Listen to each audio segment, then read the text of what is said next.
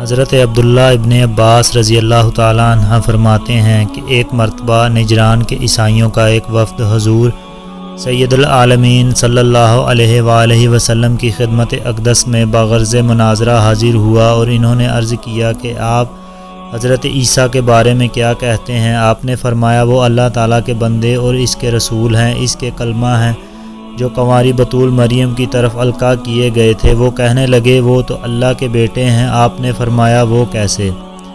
کہنے لگے آپ نے کوئی ایسا بندہ بھی دیکھا ہے جو بغیر باپ کے پیدا ہوا ہو؟ حضور سید عالم صلی اللہ علیہ وآلہ وسلم نے فرمایا اگر یہی دلیل ان کے بیٹے ابن اللہ ہونے کی ہے تو پھر مجھے بتاؤ کہ حضرت آدم کے متعلق تمہیں یہ عقیدہ رکھنا چاہیے، کیونکہ وہ تو ماں اور باپ دونوں کے بغیر پیدا ہوئے ہیں۔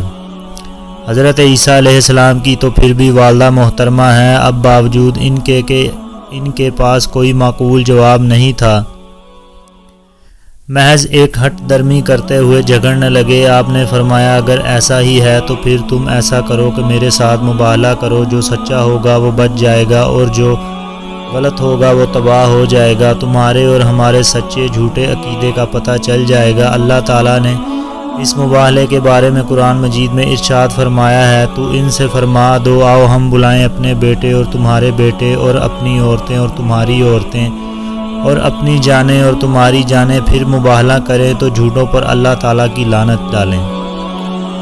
اس عیسائی وفد نے یہ سن کر کہا اچھا ہم کو 3 دن کی مہلت دیں۔ سرکار دو عالم صلی اللہ علیہ وآلہ وسلم نے 3 یوم کی مہلت بھی ان کو دے دی۔ جب 3 روز گزر گئے تو عیسائی نہایت شاندار پوشاک پہن کر اور اپنے بڑے بڑے پادریوں کو ساتھ لے کر آ گئے۔ حضور سرور کائنات صلی اللہ علیہ وآلہ وسلم اس شان و شوکت سے تشریف لائے کہ گود میں سیدنا امام حسین علیہ السلام اور دائیں طرف آپ کا ہاتھ مبارک پکڑے ہوئے سیدنا امام حسن ہیں، اور خاتون جنت سیدہ فاطمہ الزہرا اور سیدنا علی المرتضیٰ کرم اللہ وجہ الکریم دونوں پیچھے پیچھے ہیں، اور حضور صلی اللہ علیہ وآلہ وسلم ان سے فرما رہے تھے کہ جب میں دعا کروں تو تم سب آمین کہنا۔ پھر حضور اکرم صلی اللہ علیہ وآلہ وسلم نے اللہ تعالیٰ کے حضور دعا فرمائی اے اللہ یہ میری اہل بیت ہیں۔ عیسائیوں کے سب سے بڑے پادری نے جب یہ حسین منظر دیکھا تو پکار اٹھا اور کہنے لگا عیسائیوں بے شک میں ایسے چہرے دیکھ رہا ہوں کہ اگر یہ لوگ اللہ سے سوال کریں وہ پہاڑوں کو ان کی جگہ سے ہٹا دے تو اللہ تعالیٰ ان کی دعا سے پہاڑوں کو ہٹا دے گا۔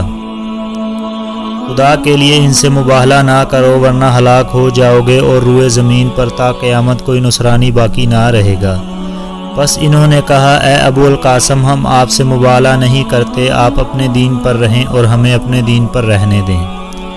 پھر انہوں نے کچھ جزیہ دے کر صلح کر لی۔ حضور محبوب رب العالمین نے فرمایا خدا کی قسم عذاب خداوندی ان کے قریب آ گیا تھا، اگر مباہلہ ہو جاتا تو یہ سب بندر اور سور بن جاتے اور ان کا جنگل آگ سے بھڑک اٹھتا اور نجران کے پرند و چرند تک نیست و نابود ہو جاتے۔